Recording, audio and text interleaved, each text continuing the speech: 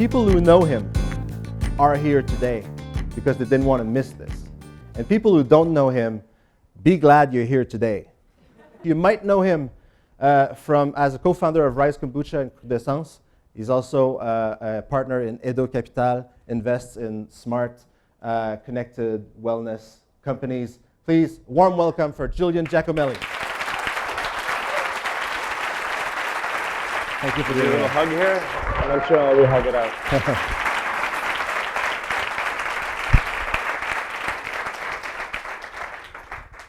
Good morning, everyone. How are the mics? All right.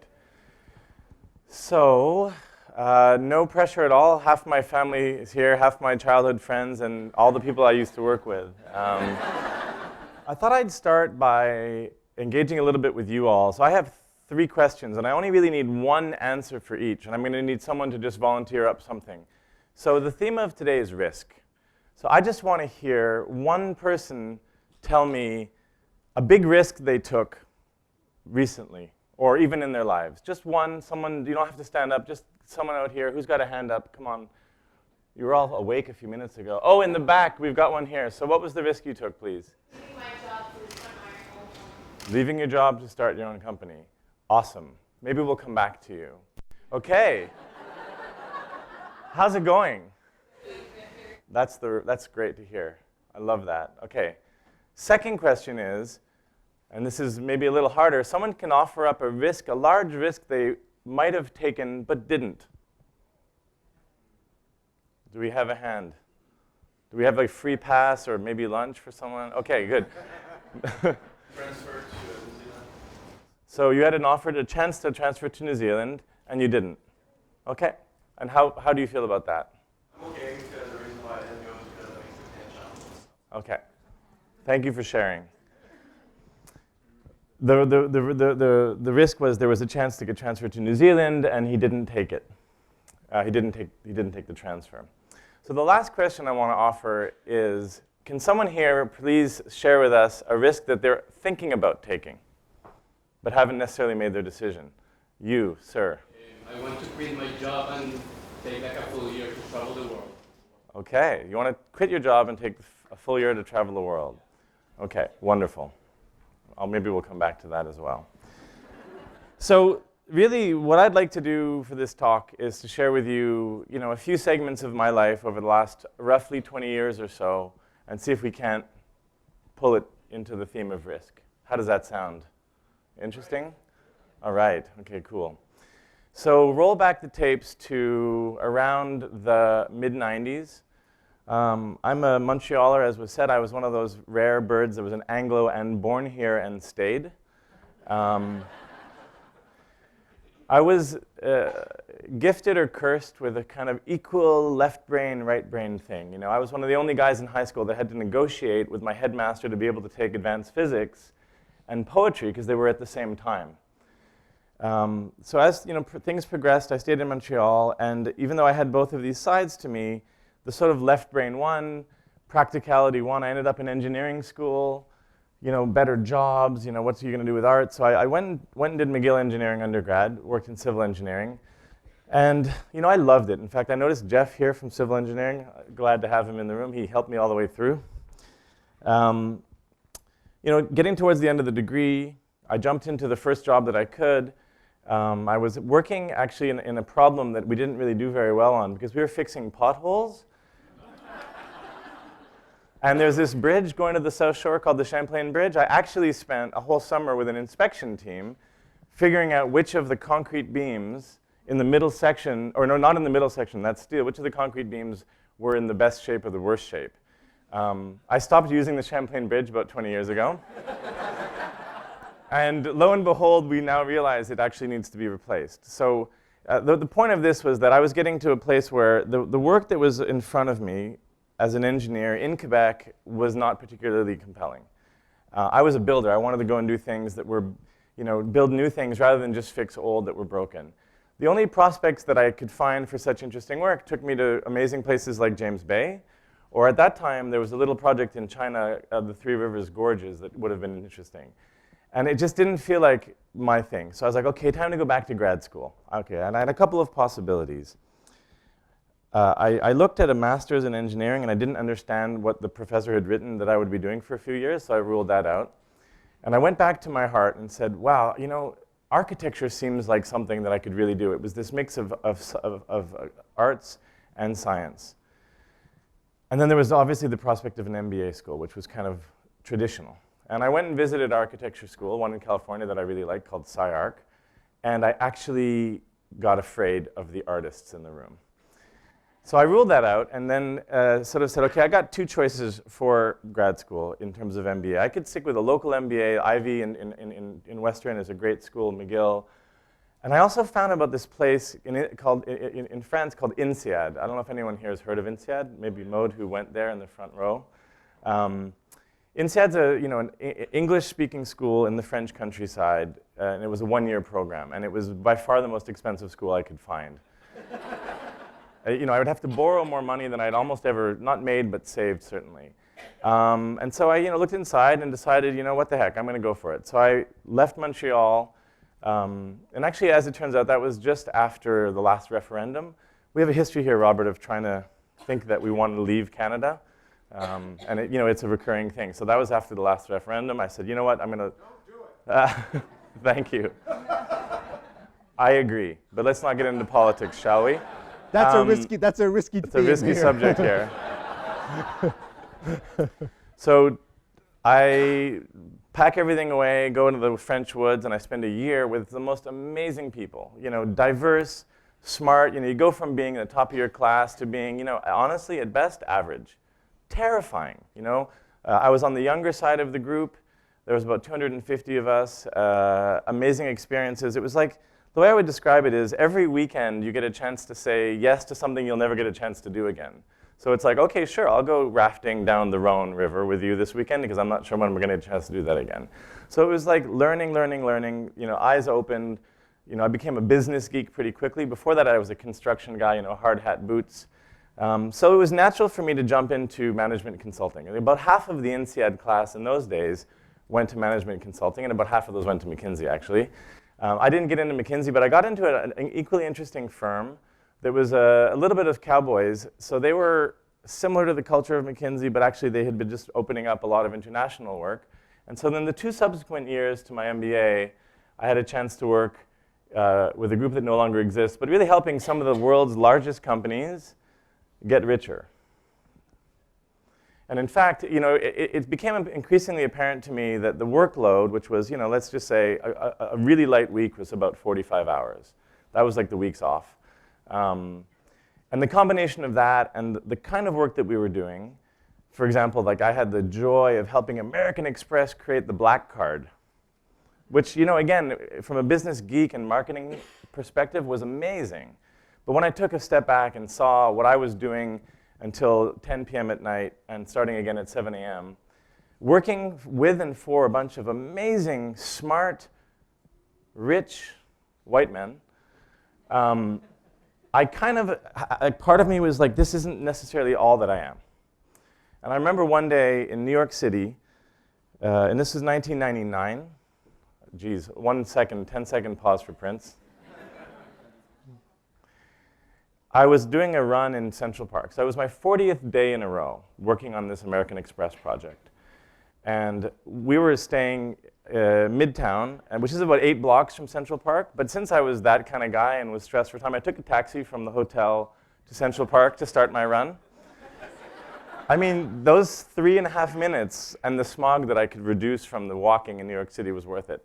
And I remember specifically I was running with a super smart young British associate, which was the level below us. There's sort of only 4 levels. The associates were really slaves, and I was the level above. I'd made it to consultant at that point. And we were running around the beautiful reservoir in the middle of Central Park, in the northern side of the park. The sun is rising. It's about 7:15 a.m. There's a beautiful reflection on a few buildings. And I had a moment, and I was like, okay, there might have been angels and sirens, and I don't know, but I had to stop. And I said to Tim, you continue the run. I'll see you at the office in like 8.5 minutes. And I stopped there, and I was like, okay, this is another one of these points. I don't think this is for me. I'm not in the right place. I'm not really taking care of myself. There was a bit of partying going on. There was a lot of hard work. there was a balance, but it was, I was heading for some kind of crash. And at that moment, I made the resolve to move on. And the choices that I was facing at that point were, I was being offered the promotion in the consulting company. So that's like going from, and I'm giving you numbers because risk sometimes relates to money. This is 1999. This is going from a $250,000 job to the next chunk up. So I don't know what it was. I never got the offer. Or this was also 1999. It was the first dot-com bubble. I don't know if any of you remember. It was kind of harrowing. And in fact, if you were even, had a couple of letters at the end of your name, like MBA, you were getting offers to like, come and run our company, VP this, VP that. So it was like, okay, I could join a dot-com startup as a VP ops or something. I could go and get a middle manager job in this great consulting firm. And what I decided to do was put on a backpack, wind everything down, and go traveling for a year.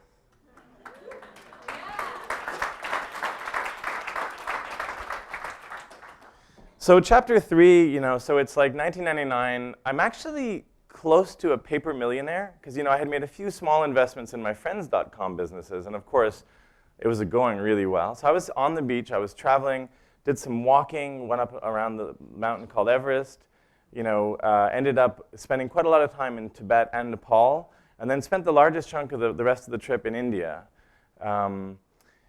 Sometimes I refer to this phase as this sort of light Narcotics Anonymous, where I discovered yoga.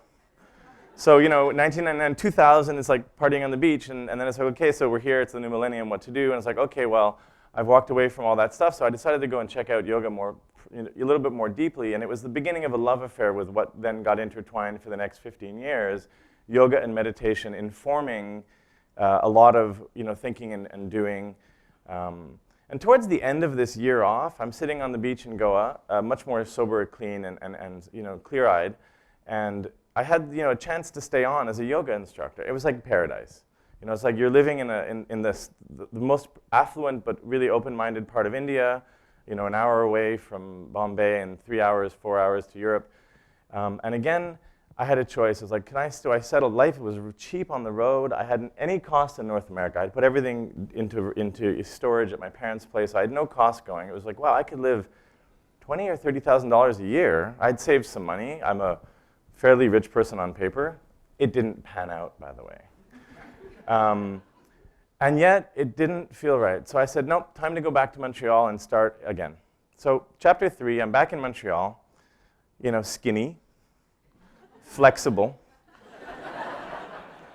And I sort of have this new perspective that says I can work for only 2 or 3 days a month at the stuff I'm good at, which is consulting, helping businesses. And the rest of my time, I'm going to teach yoga. I'm going to teach meditation. Of course, I was enlightened at that time, right? Coming back from India. And so I set out and did some great workshops with professionals. My perspective was the people that I know best in this world are the professionals, the folks like me that went through a lot of the left brain thinking. And those are the folks that we need to lighten up, tickle, and figure out how to make them see a little bit more of God or whatever we want to call it. So I was teaching a bit of yoga at the MAA. I was doing workshops with leaders. And I was doing a bit of management consulting on the side for projects that I believed in. They weren't necessarily green, but they were increasingly things that I liked. I went to old bosses and said, hey, can I help you do this, that, or the other thing? And I viewed it as secondary. And so I had these two things going on. And both of them started to go fairly well. My own consulting business grew, and I had a couple partners that joined. And all of a sudden, there was the prospect of doing more serious commercial work around a mix of things. And it was really what I would call high-tech, but it wasn't specific high-tech. We were doing a lot of work, in particular with University of Montreal and McGill, helping carve out promising technologies and set up companies. Some of it was molecules for drugs. Some of it was medical devices. And it was a bit of a hodgepodge. And I was looking down this telescope trying to figure out what the world is going to come to. And I frankly didn't really love it. And on the other hand, I was doing a lot of yoga teaching, and I started to bump into all these amazing teachers that were my friends. And I'm like, okay, well, I'm overqualified for this. Maybe I should not necessarily be competing with my own yoga teachers. And so I had, again, a choice to make between letting my consulting company grow, doing yoga teaching, and I actually did the same thing again. I decided to take a 6-month walkabout, and this time I chose Southern Europe, a little bit different climate. You know, I thought the austerity of India now could be replaced by the food of Italy. And on this 6-month walkabout, I kind of concocted a few perspectives that really made me realize that what I wanted to do was bring it all together. So it brings me to the last chapter, which is where I am today, which is, you know, starting about 7 years ago, I said, why have the conscious part, the part that wants to work with aspirational folks to know better a connection to all, separate from the work that I'm doing? And I took, at that time, what was actually quite a smaller amount of savings than I would have imagined it would be when I was sitting on the beach in 1999 or 2000.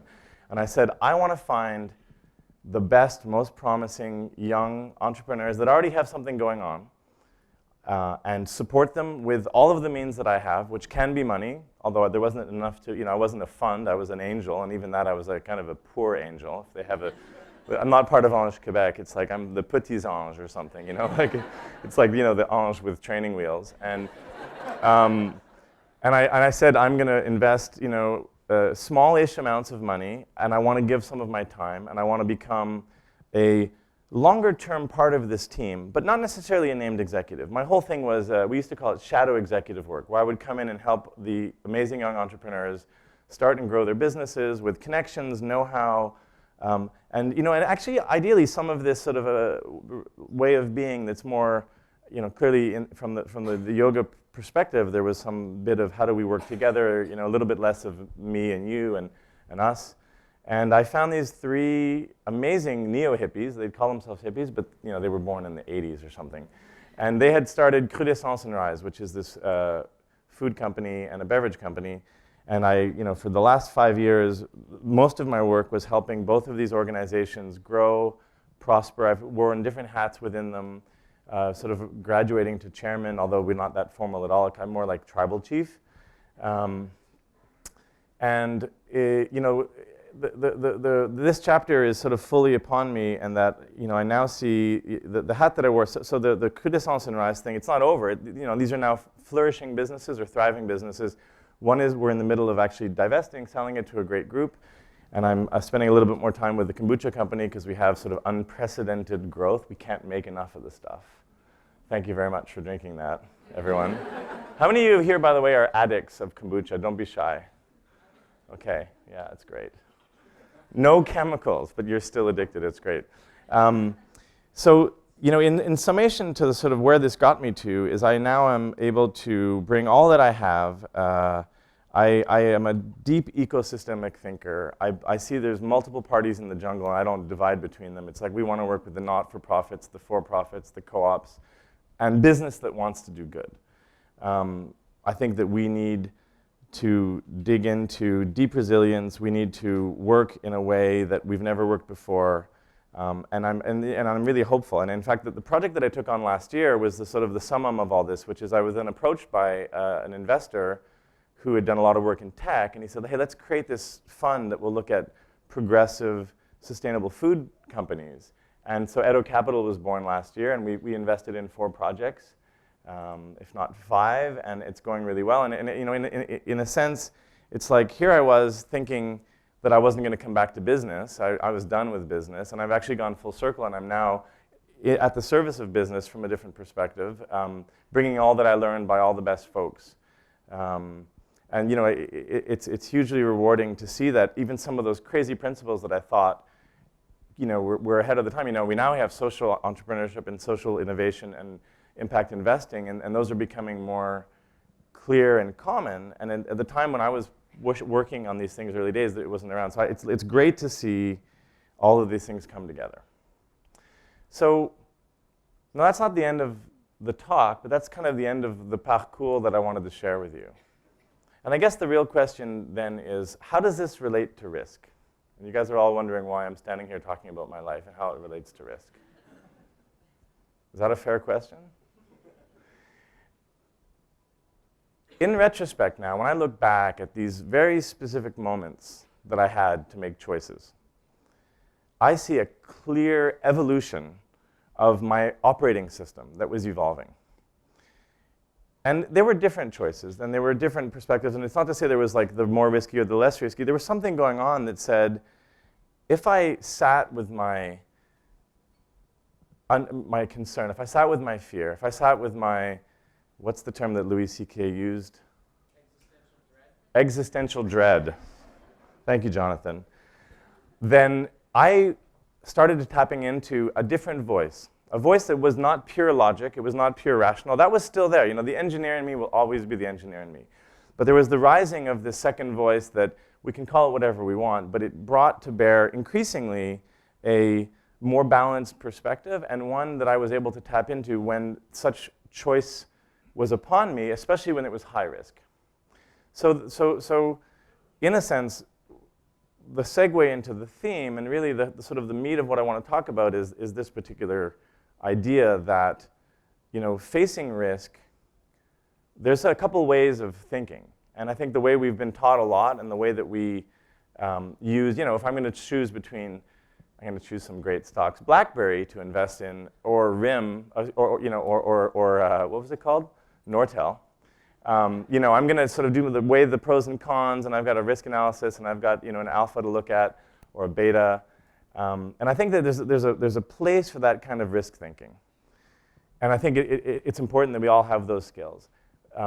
When it comes to personal, deeply personal choices around what we want to do and where we want to be in the world, that I think we have to learn to let that be informed equally by a different voice that maybe we don't know so well, which is that voice of intuition, that voice that knows who we are, that voice that will allow us to move forward and grow in different levels than what we know. So it's kind of an Einsteinian thing that said something along the lines of, you know, the problem can't necessarily be solved at the level it was created.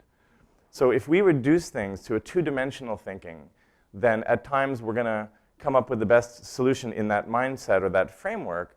But if we allow ourselves to go through that existential angst, that uncomfortableness, that we will actually realize that there's maybe another level that we can get to that will allow us to make different choices. And so now you guys have the middle part, which is, okay, how does it relate to risk? And so I guess the question is, so what? Right? So what? What's the point? Why are we here? It's 9 o'clock. I came for a talk about risk in this environment. So isn't it true that we live in a world of increasing problems? You know, like the combination of rampant, untethered consumerism, absolutely unaccountable for the large part, sorry Deloitte's, capitalism, massive distraction, combined with the crises that are clearly showing up a little more often on the environmental level, et cetera, that we need to call in a new era. You know, we are in this era where if we do the rationale that says, are we going to make it? All of the rational scientists will say no. That's the answer. If you ask them right now to the best of their knowledge, they would say, we are not going to make it. So is that what we want to hear? Or do we want to go to that other way of being that says, how do we move from a problem focus to a solution focus? How do we, not knowing with certainty how we're going to get there, but believe that we can? If we do that as individuals, and we can bring our own gifts to be of service to the things that matter the most, then we'll get there. I don't know how. You know, all of the experts in the room don't know how, but that's the message. So this was all about saying, how can I look at risk differently? How can I take a step back and understand that maybe from this particular framework, I'm not sure how we're going to get there, but I believe and trust that in my deep being, I can be of more service to the world if I allow this angst to pass through me, and I can make investments and find ways to touch that other part of me that will then make me a more whole being that brings to service all the technical and intellectual, but also the deeper connection. So that's kind of what I wanted to get to. How does that sound to you guys? How was that?